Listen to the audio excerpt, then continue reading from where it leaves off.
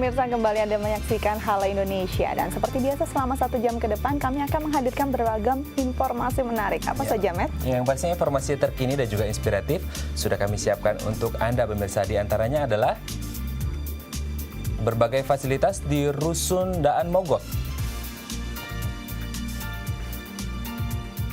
Ada pula Dinas Perhubungan DKI Jakarta gandeng perusahaan swasta untuk penambahan Yellow Box Junction. Iya, selanjutnya kita akan membahas tentang cara menyenangkan mengajak para lansia beraktivitas. Dan inilah Halo Indonesia selengkapnya.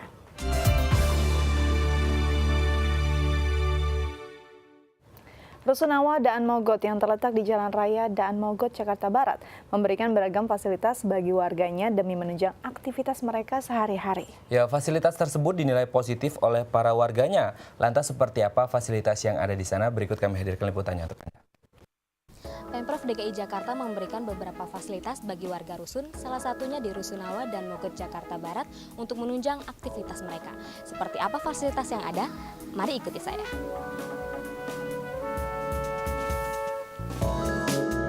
Dibangun di atas lahan seluas 17,3 hektar, Rusunawa dan Mogot di Jalan Raya Daan Mogot, Jakarta Barat memiliki beberapa fasilitas seperti taman bermain dan olahraga. Di sini, warga rusun dapat duduk santai sambil menemani anak-anak bermain dan bersosialisasi dengan penghuni rusun lainnya. Tak hanya itu, warga juga dapat mencoba berbagai fasilitas alat olahraga di taman ini. Salah satunya sepeda statis, seperti yang saya lakukan ini. Bagi warga yang ingin bercocok tanam, pihak rusun menyediakan lahan kosong gratis yang bisa ditanami berbagai macam tanaman, seperti terong, pohon pepaya, pohon singkong, cabai, dan berbagai tanaman sayur dan buah. Selain fasilitas tersebut, pihak Rusun Daan Mogot juga menyediakan PAUD, pelatihan komputer gratis bagi anak SMK, 3 bus sekolah gratis bagi anak-anak, dan 1 feeder Transjakarta yang siap mengantar warga Rusun ke halte Transjakarta terdekat setiap 10 menit sekali. Nah, saat ini memang di Daan Mogot ini kan banyak sekali lahan yang tadinya itu lahan kosong. Nah, karena adanya kegiatan pemberdayaan dari warga, mereka saat ini untuk diberikan kesempatan untuk menanam di lahan-lahan yang kosong. Mungkin bisa membantu ekonomi mereka. Saat ini di sekolah itu ada 3. Kalau busway itu 4 reader, busway itu ada 1. Rusunawa dan Mogot adalah rusun khusus warga yang terkena normalisasi, seperti normalisasi Kali Mokevart, Kali Sekretaris, Kali Grogol, dan Stasiun Duri. Sehingga sebagian besar warganya belum memiliki pekerjaan dan perlu menata kehidupannya kembali. Oleh sebab itu, pihak rusun menyediakan lahan gratis untuk berdagang.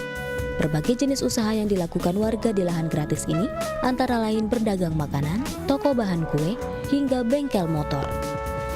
Ya, fasilitas yang diberikan untuk warga di Rusun Daan Mogot ini tentunya dinilai positif oleh para warganya. Salah satunya adalah Ibu Iing yang sudah kurang lebih 1 tahun berjualan di Rusun Daan Mogot ini. Ya, Bu Iing sudah 1 tahun. Menurut Bu Iing dengan adanya lahan gratis ini seperti apa? Ya, bagus sih buat nyari usaha duitnya gitu. Ya, belum dipungut biaya. Tapi lumayan. Ya sama sih, ya wilayahnya kan orang-orang kita juga gitu kan, gusurannya sama gitu. Tambahan ya dari banyak wilayah yang kegusur juga ya lumayan. Ya pemirsa, nantinya lahan yang digratiskan bagi warga ini nantinya akan dibangun ruko dan baru akan dipungut biaya bagi warganya yang ingin membuka usaha. Dari Rusun Daan Mogot, Jakarta Barat, Lydia Agustin, Herdina Askolani melaporkan.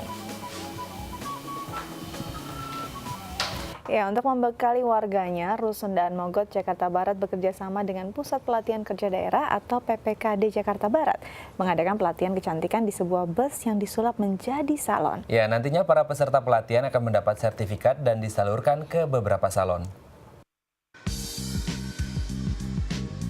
Pihak Rusunawa dan Mogot Jakarta Barat bekerja sama dengan Pusat Pelatihan Kerja Daerah atau PPKD Jakarta Barat memberikan pelatihan kecantikan bagi warga Rusun Daan Mogot. Sebanyak 10 peserta mengikuti pelatihan kecantikan, seperti perawatan rambut, perawatan kulit, hingga tata rias wajah di sebuah bus yang disulap menjadi salon kecantikan. Mereka dilatih oleh 2 orang pelatih setiap harinya, mulai pukul 9 pagi hingga pukul 3 sore. Pelatihan kecantikan ini bertujuan untuk memberikan keterampilan bagi warga rusun yang belum memiliki pekerjaan. Melalui pelatihan ini, warga Rusun dan Mogot dapat mengimplementasikan keterampilan tersebut untuk mencari penghasilan. Kegiatan pelatihan ini sudah dimulai sejak 11 Mei 2016 dan akan berlangsung selama 30 hari. Setelah selesai pelatihan, para peserta akan diberikan sertifikat dan akan disalurkan ke beberapa salon yang bekerja sama dengan PPKD.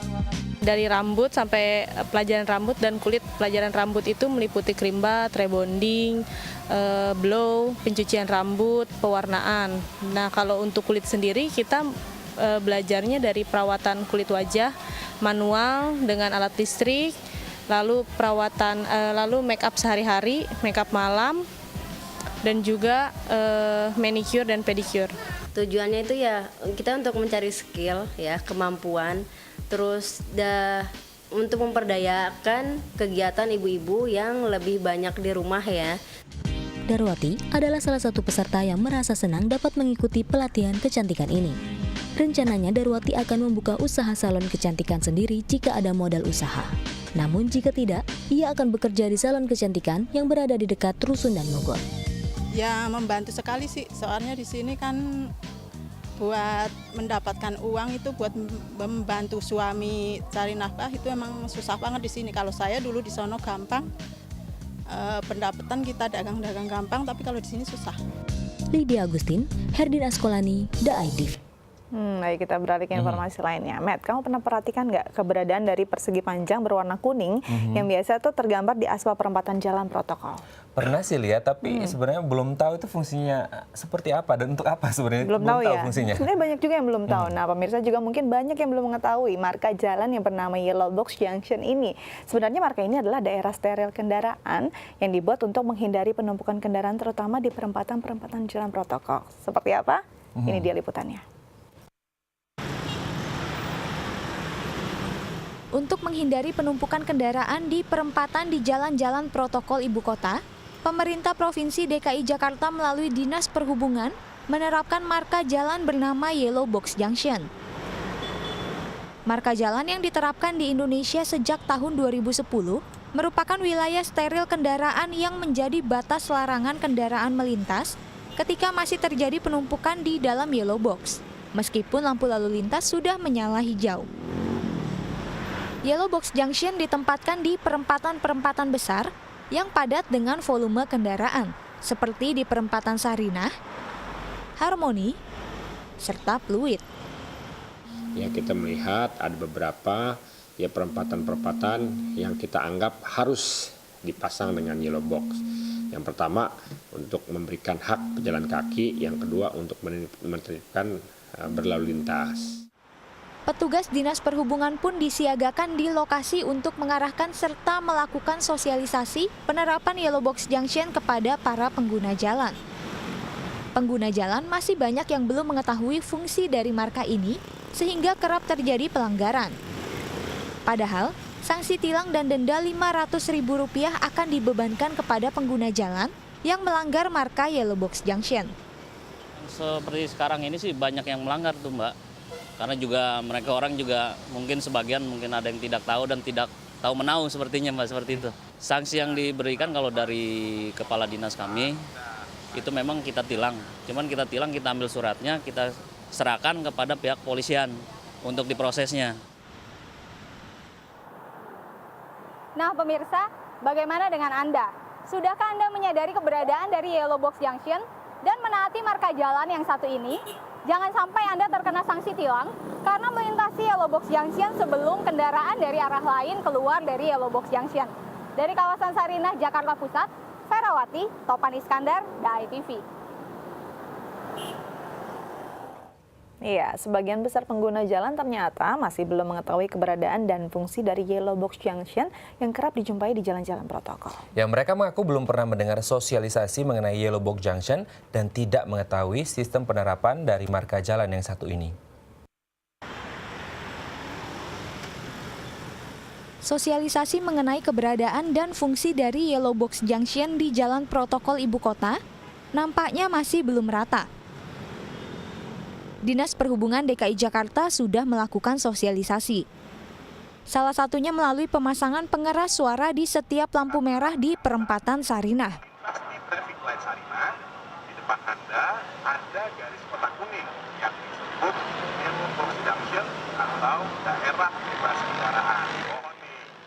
Namun para pengguna jalan mengaku belum mengetahui fungsi dari marka jalan yang mulai diterapkan di Indonesia sejak tahun 2010 ini. Kalau nggak salah, kalau misalnya kita udah ada kemacetan gitu, kita masih di dalam kotak yang kuning itu, jadi nggak boleh terus jalan. Kalau setahu saya kayak gitu, tapi masih belum banyak penyuluhan tentang yellow box junction itu. Yang itu? Ya. Fungsinya tuh hati-hati perempatan. Wah, kurang tahu saya. Belum tahu. Suruh hati-hati aja kita perlahan karena di kedua perapatan. Itu tidak tahu mengenal sama sekali ya. Itu biasanya katanya yellow car ya. Jadi kalau udah macet, kalau udah di tengah kena denda katanya. Ya tahu. Itu buat biar kita nggak melanggar lampu merah aja. Kan udah ada pengumumannya kan yang di Sarinah itu. Garis-garis kuning yang depan ini. Iya betul. Fungsinya buat apa Bapak sudah tahu belum? Belum. Kurang tahu deh. Yang mana kayak apa ya? Saya belum lihat gambarnya. Belum tahu. Tahu. Jadi banyak yang belum tahu ya, Matt Iya, ya. betul sekali. Baik. Nah, Dinas Perhubungan DKI Jakarta mengaku jumlah yellow box junction di jalan-jalan protokol ibu kota masih jauh dari kata cukup. Namun penambahan marka ini terkendala anggaran daerah. Ya, karena itu Disub DKI menggandeng perusahaan swasta untuk melakukan CSR dengan menambahkan spot yellow box junction di perempatan jalan-jalan protokol. Dan sebagai imbalannya, perusahaan swasta ini diperbolehkan untuk mencantumkan logo perusahaan di tengah yellow box junction. Menurut Dinas Perhubungan DKI Jakarta, keberadaan marka jalan yang disebut dengan yellow box junction sangat efektif untuk mengurai kemacetan, terutama di perempatan jalan-jalan protokol yang volume kendaraannya padat. Untuk itu, jalan protokol ibu kota masih membutuhkan banyak marka yellow box junction untuk membantu mewujudkan Jakarta bebas macet. Namun penambahan marka ini masih terkendala anggaran daerah. Sehingga Disub DKI Jakarta menggandeng perusahaan swasta melalui program Corporate Social Responsibility yang dimilikinya untuk menambah spot yellow box junction. Hingga saat ini, sudah ada satu perusahaan swasta yang menjalin kerjasama dengan Dishub DKI dalam menambah 12 yellow box junction yang tersebar di jalan-jalan protokol ibu kota. Jumlahnya memang belum secara keseluruhan. Oleh karena itu, ya kita bekerja sama dengan pihak swasta untuk ya membuat atau membangun yellow box dengan pertimbangan supaya kita itu lebih tertib dalam melakukan aktivitas berlalu lintas, terutama terkait ya yang berada di traffic light. Dinas Perhubungan mengaku masih membuka kesempatan untuk perusahaan swasta yang ingin bekerja sama karena Disub masih harus menambah yellow box junction di 29 titik di ibu kota. Memang kemarin kita ada beberapa titik yang menjadi target untuk pembuatan yellow box, ada sekitar 29 titik. Ya memang saat ini baru kita lakukan pembuatan titik itu ber-12 ya 12 titik. Tapi itu yang dibangun oleh pihak swasta ya. Oleh pihak kita memang sudah banyak ya, tapi memang untuk yang pihak swasta memang ya, yang di lokasi-lokasi yang memang betul-betul strategis. Sebagai imbalannya, perusahaan swasta yang memberikan dana untuk penambahan yellow box junction diizinkan untuk mencantumkan logo perusahaan di tengah marka jalan ini. Ferawati, Topan Iskandar, DAI TV. Baik, selanjutnya kami akan membahas tentang bagaimana cara yang menyenangkan mengajak para lansia beraktivitas. Namun setelah jeda berikut, tetap bersama kami di Halo Indonesia.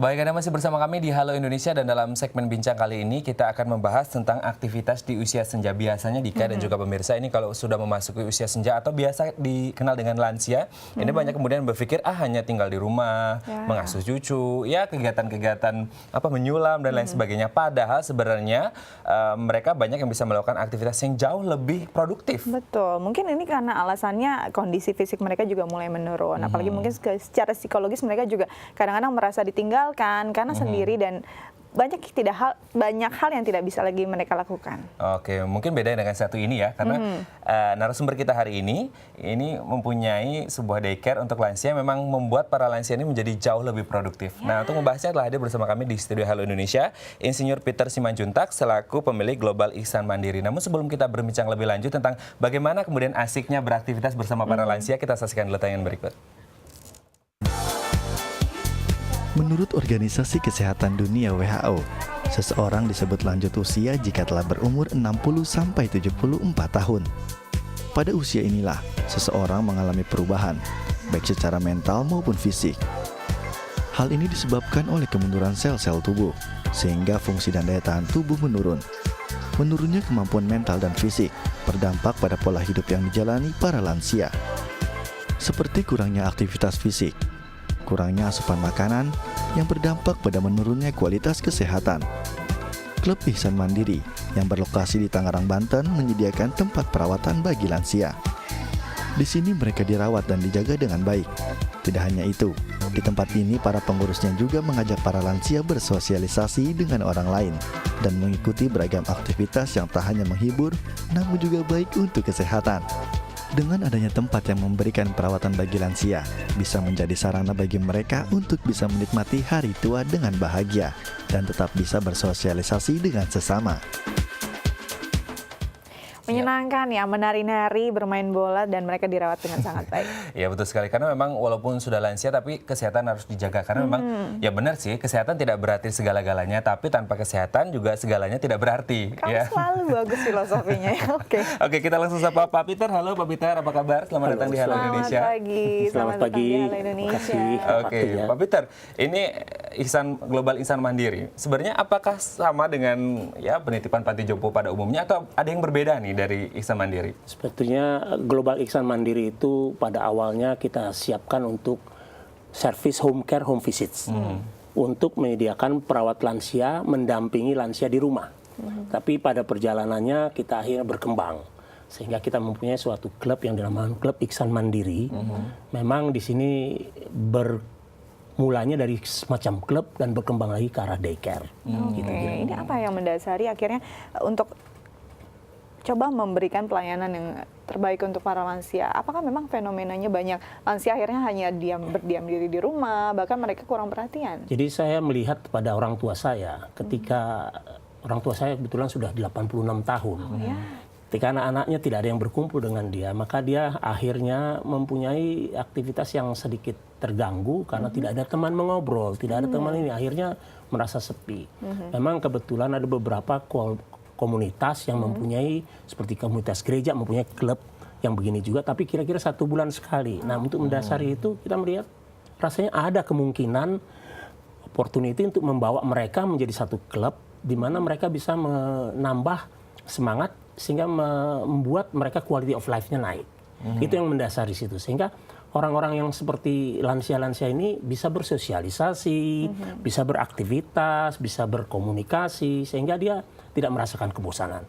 Oleh karena itu saya pikir klub lansia seperti ini memang dibutuhkan, tidak hanya dalam konteks bahwa ada seseorang yang kita butuhkan, tapi juga satu komunitas. Oke. Ini kalau kita lihat ternyata lansia itu dibagi beberapa tipe Dika dan juga pemirsa. Beberapa diantaranya adalah pralansia itu usia 55 sampai 64, lansianya 64 ke atas, kemudian 70 ke atas itu resikonya tinggi, Pak. Nah, apakah memang di Global Ihsan Mandiri ini ada treatment khusus untuk tipe-tipe yang berbeda dari lansia itu? Sebetulnya kita membuat kalau khususnya klub lansia itu kita batasi dari mulai 60 ke atas. Sebetulnya kalau kategorinya World Health Organization itu 65 ke atas gitu ya. Tetapi kita melihat memang sudah ada penurunan aktivitas pada usia 60 ke atas. Kita coba ke sana. Yang penting kata kuncinya tadi menambah quality of life. Sehingga orang-orang ini kalau kita bawakan ke sini dengan bercengkrama, beraktivitas, dilayani oleh perawat lansia, mereka menjadikan suatu kegiatan yang lively sehingga mereka bisa kreatifnya naik, kesehatannya naik, seperti begitu. Oke, tadi bilang meningkatkan quality of life. Aktivitas apa yang memang bisa menunjang hal itu? Contohnya, umpamanya, basically kalau mereka baru masuk, kita cek dulu TTV-nya. Umpamanya kita punya masalah di tekanan darah tinggi, itu dicek dulu semuanya, gula segala macam oleh para penyeleksi pertama. Jadi kita tahu apa yang harus kita lakukan kepada beliau, para lansia ini. Kalau dia darah tinggi kita nggak boleh apa yang sangat aktivitas itu. Betul. Kita coba ke arah sana. Kemudian kita lihat lagi juga mungkin orang-orang ini klubnya kelompok ini yang senang beraktivitas seperti berdansa, sosialisasi, diskusi. Kita arahkan ke sana. Tapi di lain itu mereka juga kita coba rangsang dengan beberapa aktivitas kreativitas seperti game seperti ini sehingga orang-orang itu terinspirasi untuk mulai berkompetisi. Ini yang kita coba sehingga orang-orang itu mulai kreativitasnya naik. Oke. Tapi sebenarnya apakah ada persyaratan khusus untuk bisa menjadi anggota dari klub ini, mengingat lansia kan kondisinya latar belakangnya banyak nih Pak Peter? Sebetulnya begini, kalau umpama dia masih sehat, lansia itu ada yang lansia yang mandiri, tidak didorong-dorong gitu kan. Ada lansia yang masih perlu minimum bantuan, ada lansia yang sangat harus dibantu, yang sudah lay down di tempat tidur, itu mungkin kita tidak bisa bawakan ke sini. Jadi yang masih aktif, mandiri, kita adakan klub ini cocok untuk mereka. Tetapi kalau yang pasca stroke, supaya dia bisa mulai mempunyai aktivitas yang akhirnya melupakan, akhirnya menjadikan dia mandiri kembali, itu kita terima. Oke. Itu. Jadi memang penanganannya berbeda-beda juga ya? Tentunya mereka dalam satu klub. Ketika nanti ini mereka akan mengetahui sendiri, mengejas diri sehingga ketika para perawat lansia kami melihat, ya ini kami treatmentnya begini untuk yang ini. Kalau untuk yang masih happy ya mereka happy gitu kan. Jadi treatmentnya memang disiapkan dan tepat sasaran. Kita masih yang berbincang tentang apa saja aktivitas menyenangkan untuk lansia di sana. Namun setelah jeda berikut ya Pak ya, tetap bersama kami di Halo Indonesia.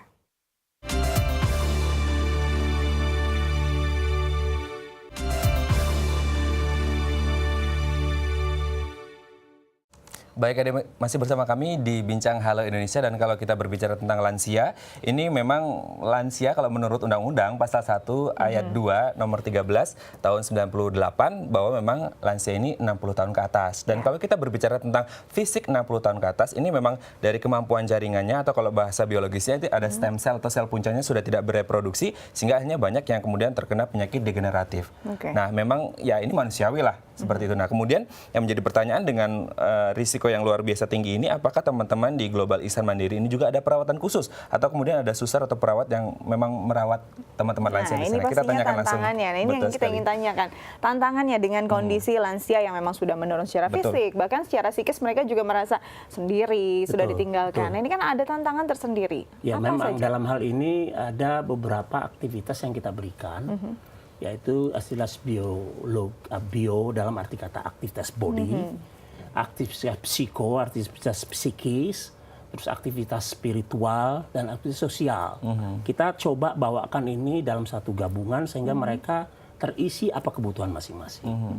Nah, dalam konteks 60 tahun nih Pak Mer, sebetulnya 60 tahun still young. Still young. Kamu salah. 60 tahun, tetapi memang sudah menurun. Memang sudah menurun. Kita tidak bisa lagi lompat-lompat. Katakanlah kalau dulu kita bisa rock and roll, sekarang paling mungkin waltz. Gitulah. Dan jadi permainan tarinya mereka pun kita bilang tidak lagi yang rock, tapi seperti kita bawakan mereka dalam waltz atau poco-poco yang sedemikian mereka aktivitas fisiknya, aktivitas bergembiranya ada. Nah, hal-hal yang demikian ini pada aktivitas orang-orang tua yang katakanlah tadi 60 sudah mulai ini, kalau dia sudah senang dia lupa umurnya, akhirnya dia harapan hidupnya makin panjang. Itu sebetulnya objektivitas daripada kami. Selain memang kami juga mempunyai program-program yang mereka tidak hanya di dalam ruangan. Kita bawa dia jalan-jalan ke tempat outdoor orang lain, mungkin ke klub-klub lain, kita bawa sharing, kompetisi, sehingga mereka tidak bosan. Jadi memang banyak program yang membuat mereka tidak bosan dan bagaimana mengisi hari-harinya dengan cara yang menyenangkan. Nah, kita mau lihat seperti apa dalam tayangan berikut ini. Sepatutnya orang tua yang telah memasuki usia senja tinggal bersama dengan orang-orang tercintanya, seperti anak, menantu, dan juga cucu. Namun suasana kekeluargaan seperti ini mulai sulit ditemukan di kota besar. Banyak ditemukan orang tua yang memilih untuk dirawat dengan orang lain di panti werda karena tidak mau merepotkan anak maupun menantu. Selain itu, faktor ekonomi dan kurangnya waktu anak-anak untuk mengurus orang tua menjadi faktor lain yang membuat para lansia dirawat di panti atau di tempat perawatan lansia. Para lanjut usia umumnya senang bisa bercengkrama dengan cucu-cucu setiap hari dan menjadi suatu kebahagiaan tersendiri buat mereka. Namun Oliver Robinson, selaku peneliti dari Universitas Greenwich, Inggris menyatakan, apabila sebagian besar waktu harus menjaga cucu, itu akan merusak kebebasan dan otonomi yang merupakan inti dari masa pensiun. Robinson juga menyatakan, para lansia yang menjalani masa pensiun kerap terperangkap dalam rasa kesepian. Bergaul dan aktif secara sosial bisa memenuhi kebutuhan fisiologis bagi lansia. Oke, tertawa, ceria, bagaimana mereka bersosialisasi layaknya remaja lah ya. Iya, remaco. Iya. Remaja kolot. Oke, itu menarik sekali bagaimana kegiatan mereka bisa beraktivitas mungkin yang tadinya tidak terpikirkan atau tidak bisa mereka lakukan di rumah. Nah ini apakah ada istilahnya konsep-konsep tersendiri yang memang bisa diterapkan untuk misalnya usia berapa sampai berapa, ataukah memang bisa dilakukan oleh sebuah lansia? Jadi memang para lansia yang mempunyai strata pergaulan sendiri, mereka punya kebiasaan sendiri. Tapi pada umumnya sudah namanya orang tua itu membutuhkan perhatian. Memang di sini yang kita lihat pada ilmu perawatan kami, ilmu perawatan lansia yang kami ajarkan adalah teknik komunikasinya yang paling penting. Sehingga dia bisa matching. Kalau enggak, nanti nggak nyambung kata orang kan, jaka sembung bawa golok katanya. Nah, ini dikatakan bahwa kita coba komunikasi dan mereka dirangsang untuk berkomunikasi. Tujuan daripada kita punya center ini sebetulnya membuat mereka lebih, selain tadi lebih lively dan mandiri, dia juga harus bisa lebih menikmati sehingga dia makin lama ya ketergantungan itu tidak ada, perasaan sepi itu hilang.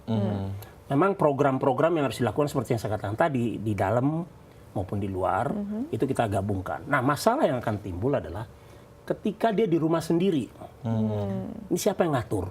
Siapa yang ngatur kehidupan dia? Siapa yang menemani kehidupan dia? Kalau kita lihat orang tua itu ya harus ada temannya. Nah, caregiver inilah sebetulnya yang menjadikan di sana.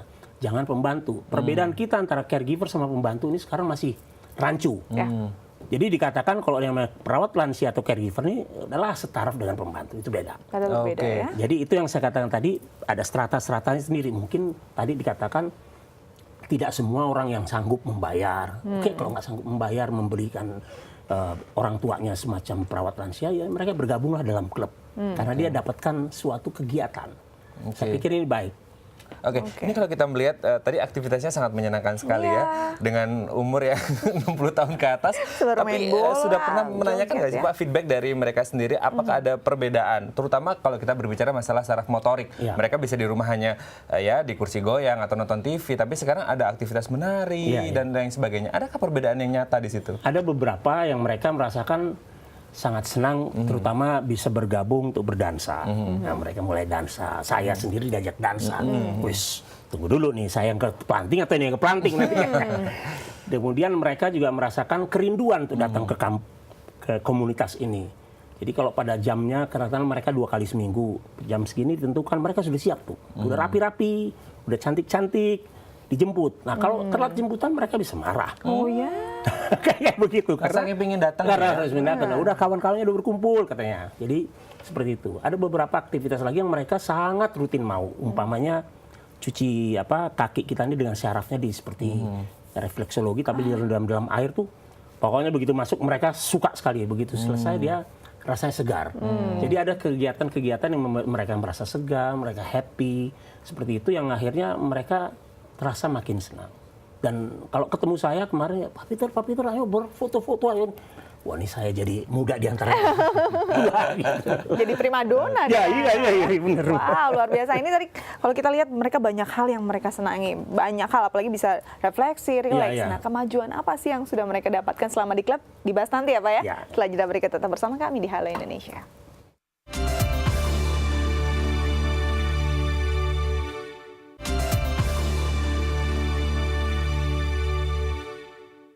Baik, Anda masih bersama kami di Bincang Halo Indonesia, dan kalau kita berbicara lagi-lagi tentang lansia, kebetulan tanggal 29 Mei kemarin memang Hari Lansia. Nah, ini banyak jenis dari lansia yang kemudian ada yang sifatnya dependen atau bergantung kepada orang lain, defensif, kemudian militan, dan masih banyak yang lainnya. Yang menjadi pertanyaan adalah bagaimana kemudian tadi di segmen sebelumnya kita berbicara tentang caregiver, bedanya caregiver dengan pembantu, sehingga kemudian komunikasi yang terjalin antara caregiver dengan lansia ini tidak ada gap. Sehingga semuanya berjalan dengan equal lah, sama rata. Kita tanyakan ke Pak Peter. Pak Peter, sebenarnya adakah kualifikasi khusus atau kompetensi khusus yang dimiliki oleh caregiver ini sendiri untuk merawat lansia-lansia ini?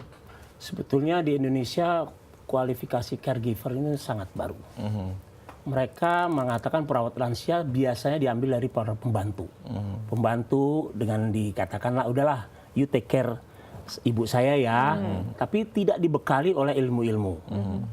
Perbedaannya di beberapa negara pembantu ini memang seperti contohnya di Hong Kong, di Singapura, mereka diberikan training dan itu gratis oleh orang-orang di sana.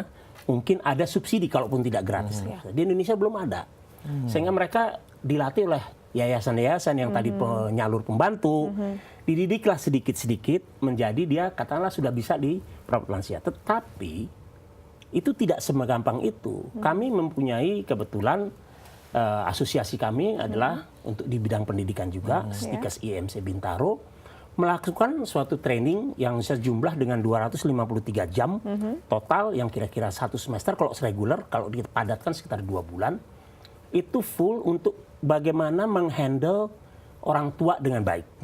Baik dari sisi kesehatannya, dari sisi basic terapinya, basic care-nya, dari sisi komunikasinya, bahkan sampai spiritualnya.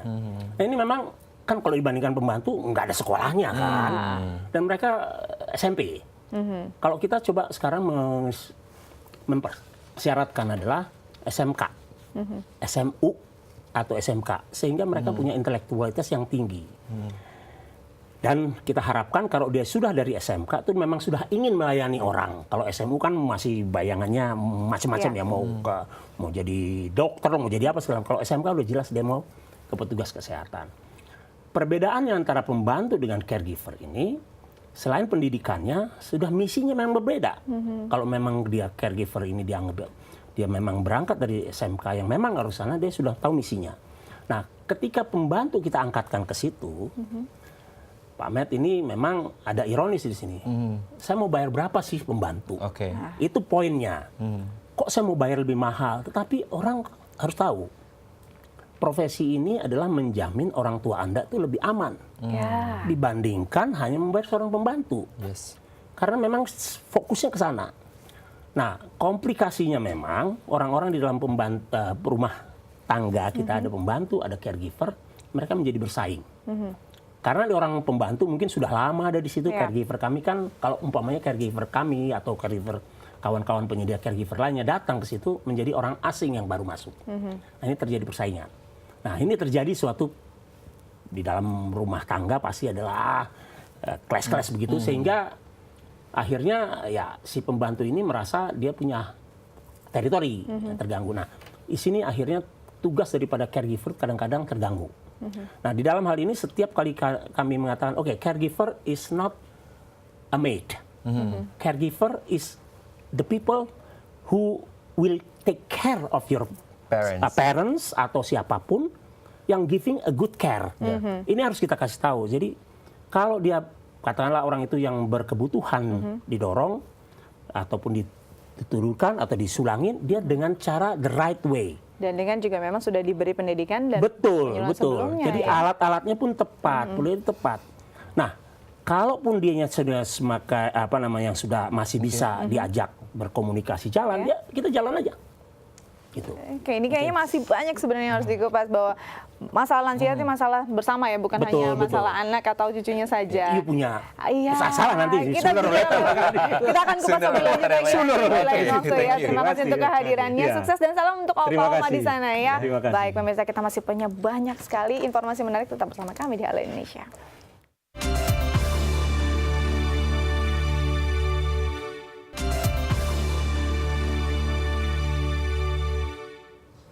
Ya, masih dalam rangka perayaan Waisak, pemirsa, Kota Medan mendapat kunjungan dari penyanyi internasional Ime Oi. Iya, selain berencana untuk menggelar konser, penyanyi asal Malaysia ini juga memanfaatkan kesempatan untuk berbagi inspirasi dengan pemuda Buddhis di Medan.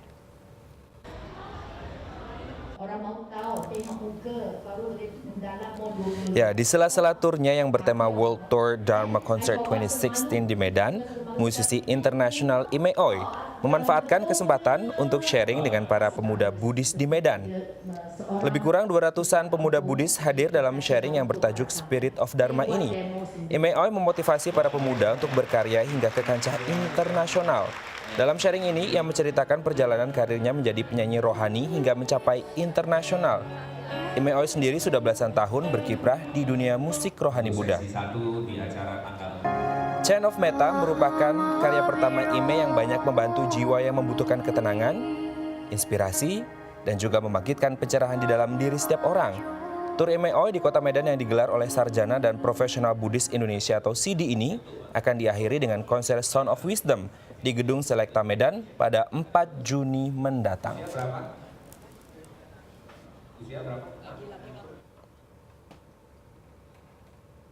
Datang untuk bagi semangat untuk sedikit macam mana sharing sedikit pengalaman sepanjang 20 tahun ini saya dalam yang mencuburi itu lagu-lagu Dharma, mencipta dan menyanyi. Jadi lebih baik saya nak dengar apa mereka akan tanya kepada saya yang boleh tolong, boleh membantu, boleh membagi inspirasi. Ya, karena begini, kita melihat potensi pemuda-pemudi Buddhis ini di musik itu, seni itu luar biasa sekali. Tetapi sayangnya mereka kurang motivasi, jadi mereka merasa kalau nyanyi lagu Buddhis ini kurang keren, mungkin motivasi untuk bisa go internasional itu susah. Jadi kita bagaimana datangkan seorang Ime Oi yang dengan melantunkan hanya lagu Buddhis tetapi bisa go internasional, bisa kemana-mana. Ya, masih dari Sumatera, pemirsa, kesenian Sikambang merupakan seni yang berasal dari wilayah pesisir pantai barat dan timur Sumatera. Ya, namun kesenian yang menjadi identitas bagi masyarakat pesisir ini perlahan mulai terpendam keberadaannya. Maka dari itu, perlu pelestarian kesenian yang digawangi oleh kaum muda. Kesenian Sikambang merupakan gambaran adat dan budaya bagi masyarakat pesisir pantai barat dan timur Sumatera. Kesenian ini merupakan jenis kesenian yang penuh filosofi. Ansambel musik ini terdiri dari kombinasi instrumen musik yang berisi petuah, penuh irama lagu, dan tak jarang diwujudkan melalui tarian. Namun di tengah kemajuan zaman, kesenian Sikambang mulai jarang terdengar. Di Medan saja, hanya tersisa satu kelompok kesenian yang mampu membawakan Sikambang. Kelompok ini bernama Kapsi, kesenian asli pesisir Sibolga. Eksis sejak 46 tahun yang lalu, Kapsi konsisten membawakan kesenian Sikambang di tengah maraknya jenis kesenian modern. Kapsi sering membawakan kesenian Sikambang dalam berbagai upacara adat yang diadakan masyarakat pesisir.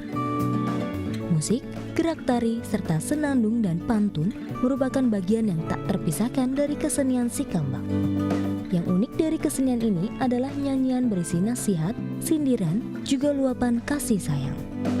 Instrumen musik yang umumnya digunakan dalam kesenian Sikambang antara lain gandang Sikambang, biola, akordeon, dan alat musik tiup singkadu sebagai pembawa melodi utama. Nah, itulah yang kami rasakan kehilangan bagi kami pada saat ini karena kesenian kami ini udah merasakan banyak yang lama kali sudah terbenam. Kami juga mencoba untuk bagaimana supaya pemain-pemain Sikambang ini lengkap dan akan kami usahakan nanti supaya pemain-pemain singkadu terutama akordeon maupun biola ini supaya lebih komplit kami akan pelan-pelan untuk menelusuri supaya lebih bagus berhasil. Tak mudah memang mempertahankan tradisi leluhur di tengah gempuran modernisasi. Namun menurut Ketua Majelis Kebudayaan Pesisir Sibolga, Tapanuli Tengah, Rajoki Nainggolan, perlu ada modifikasi dalam unsur musik dari kesenian Sikambang untuk menarik perhatian kaum muda dalam upaya pelestarian Sikambang. Kita upayakan supaya generasi muda ini kita ajak, terus-menerus kita ajak, kita jangan bosan. Sebagai warisan bangsa yang syarat dengan nilai luhur, kesenian Sikambang patut terus dikembangkan. Tim Liputan, DAI TV. Ya, maraknya budaya asing yang masuk ke Indonesia tidak membuat Brevin Tarigan berhenti untuk melestarikan musik tradisional asal Karo, Sumatera Utara. Ya, berkat kepiawaiannya memainkan musik, berbagai penghargaan telah ia dapatkan. Brevin pun memiliki cita-cita untuk membuat musik tradisional Indonesia go internasional.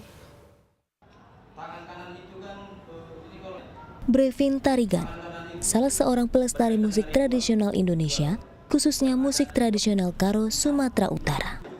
Alat musik yang sedang dimainkannya bernama baloban. Bentuknya mirip suling bambu. Biasanya masyarakat Karo memainkannya ketika sedang bekerja di ladang.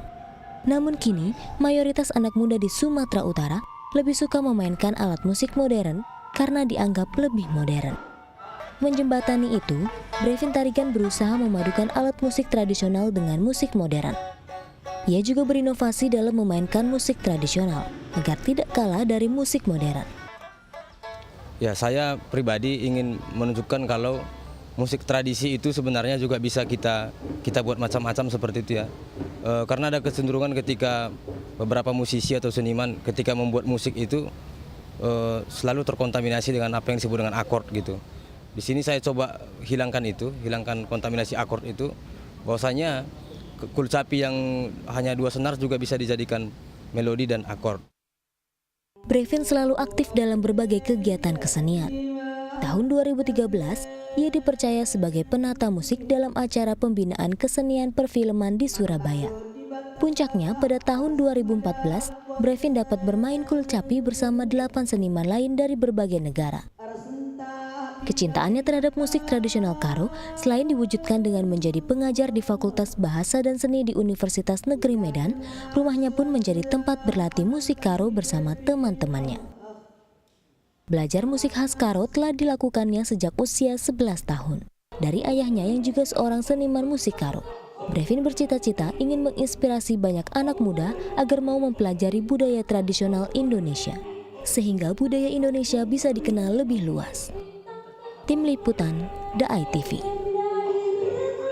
Ya pemirsa, pekan ini kami akan merekomendasikan sebuah film yang bercerita tentang kisah masa muda dari Presiden RI ketiga, B.J. Habibie. Iya, pada film ini dikisahkan bagaimana Rudy Habibie berusaha sekuat tenaga untuk meraih cita-citanya dengan menempuh pendidikan di Jerman. Untuk meraihnya, berbagai dinamika hidup ia hadapi, mulai dari kesulitan biaya hidup hingga rasa rindu pada orang tua yang ada di tanah air.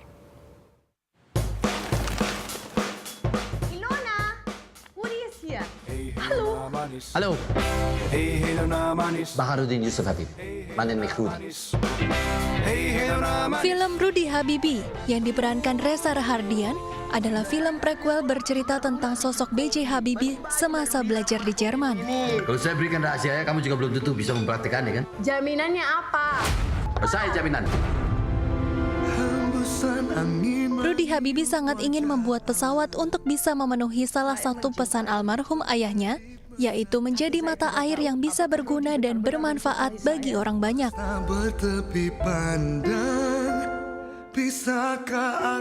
Ada apa dengan kamu dan Ayu?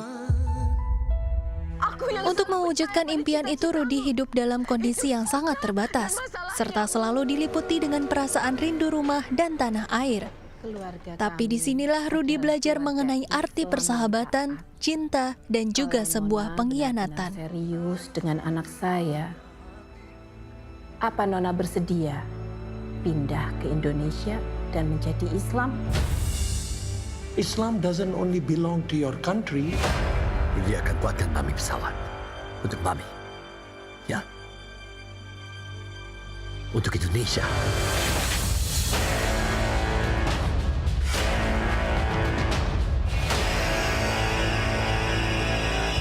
Saya tidak ingin ada kompromi apapun. Ini bukan masalah negaramu. Ini urusan negara saya.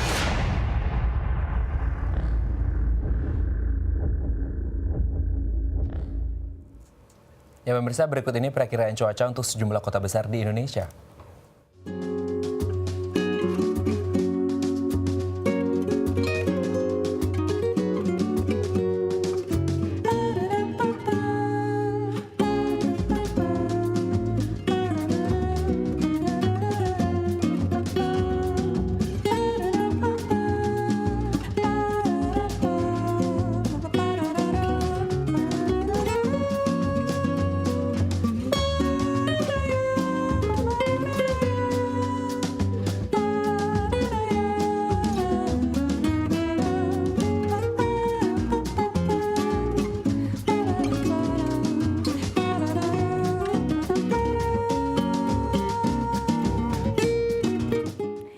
pemirsa, sekian perjumpaan kita hari ini. Saksikan terus Halo Indonesia dari Senin hingga Jumat di waktu yang sama. Ya, jangan lupa follow Twitter kami di @daaya_tv dan @haloindo.tv. Akhir kata saya Astia Dika. Dan saya Raden Madlias mewakili seluruh kru yang bertugas pamit undur diri. Sampai jumpa dan selamat beraktivitas.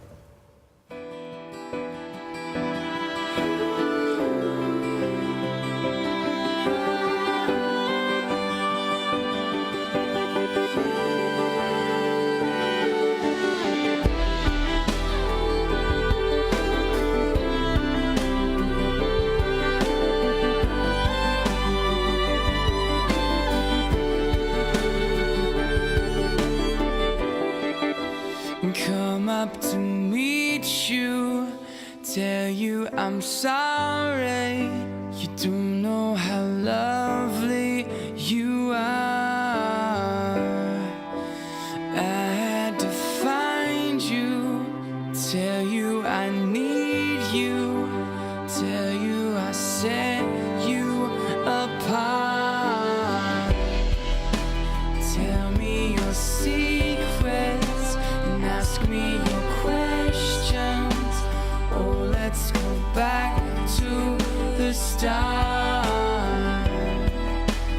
Running in circles, coming up tails, heads on the science apart. Nobody said it was easy. It's such a shame for us to part. Nobody said it was easy. No one ever said it would be this hard. Oh, take me back to the start.